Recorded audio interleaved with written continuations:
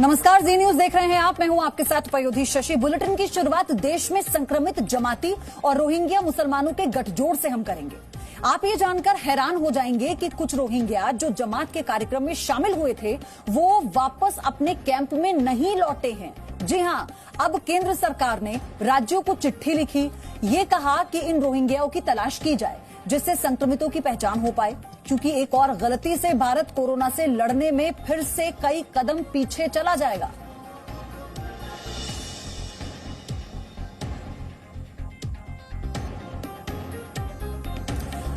और अब आपके लिए ये जानना भी बहुत जरूरी है कि देश में 40,000 जमात और जमात से जुड़े क्वारंटाइन हैं। इतने ही यानी 40,000 रोहिंग्या मुस्लिम देश में मौजूद हैं। सवाल ये है कि देश में कुल कितना संक्रमण इनसे फैल सकता है।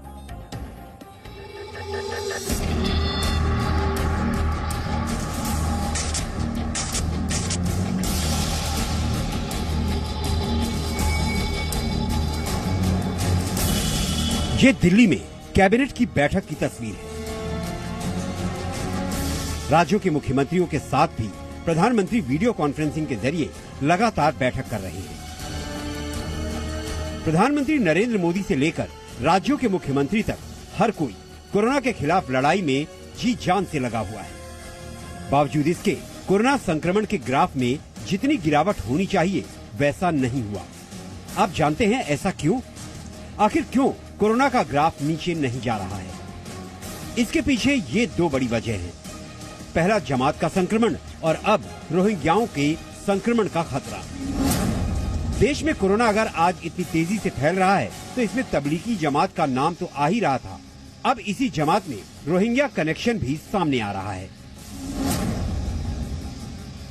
गृह मंत्रालय ने तमाम राज्यों को चिट्ठी लिखकर ये साफ कहा है कि उन रोहिंग्यास का पता लगाया जाए जो तबलीगी जमात के कार्यक्रम में जगह जगह शामिल हुए थे और वो कहां पर हैं, और उन रोहिंग्यास को पता करके उनका टेस्ट भी कराया जाए, उसकी कोरोना वायरस के संक्रमण की जांच भी कराई जाए।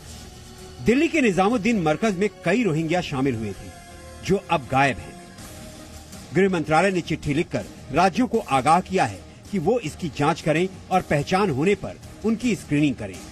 गृह मंत्रालय ने चिट्ठी में लिखा है, हैदराबाद के कैंप में रहने वाले रोहिंग्या हरियाणा के मेवात में आयोजित तबलीगी जमात के कार्यक्रम में शामिल हुए थे और यही लोग दिल्ली के निजामुद्दीन मरकज में शामिल हुए थे।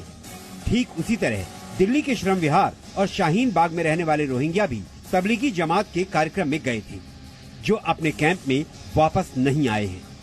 तबलीगी जमात के कार्यक्रम में भाग लेने वाले रोहिंग्या मुसलमानों की उपस्थिति पंजाब के डेरा बस्ती और जम्मू में होने की खबर है। कल रात जैसे ही रोहिंग्या पर ये बड़ी खबर आई है, जम्मू में हलचल तेज हो गई।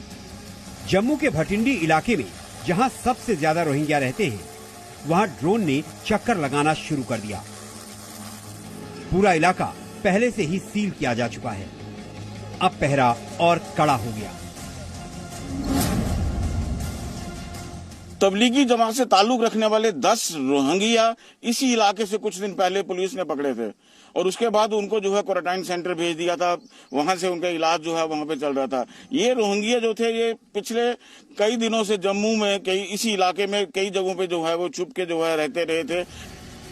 सरकारी आंकड़ों की माने तो जम्मू के भटिंडी इलाके में 5,000 से ज्यादा रोहिंग्या रहते हैं, लेकिन स्थानीय लोग तो इस आंकड़े को 1 लाख से ज्यादा बताते हैं। इसलिए यहाँ सबसे ज्यादा अलर्ट है। तबलीगी और रोहिंग्या जो नेक्सस उभर के सामने आ रहा है, उससे प्रशासन की चिंता और बढ़ गई है। और प्रशासन, क्योंकि इस इलाके में लगभग जो रोहिंग्या बस्ती है वो नजदीक ही रोहिंग्या बस्ती है और वहां पे कई जो है अगर बात करें तो लगभग जो है ऑफिशियली भी सरकार ने यह माना है कि 5,000 के करीब रोहिंग्या जम्मू कश्मीर में रहते हैं। हालांकि संख्या उनकी बहुत ज्यादा है। केंद्र सरकार ने राज्यों को भेजे गए अलर्ट में साफ साफ लिखा है कि तबलीगी जमात के कार्यक्रम में रोहिंग्या मुसलमानों के शामिल होने का आरोप है। हैदराबाद, तेलंगाना और मेवात के लोगों ने निजामुद्दीन मरकज के कार्यक्रम में हिस्सा लिया था। कई रोहिंग्या मुसलमानों के कोरोना संक्रमित होने की आशंका है। हालांकि अब इस मामले में सियासत भी हो रही है। पक्ष और विपक्ष दोनों एक दूसरे पर हमलावर हैं। तबलीगी जमात के लोग जिम्मेदार हैं, लेकिन उनके साथ साथ वो पुलिस भी जिम्मेदार है, अमित शाह जी भी जिम्मेदार हैं, जो जमात के दफ्तर से 50 मीटर दूर पुलिस बैठी है।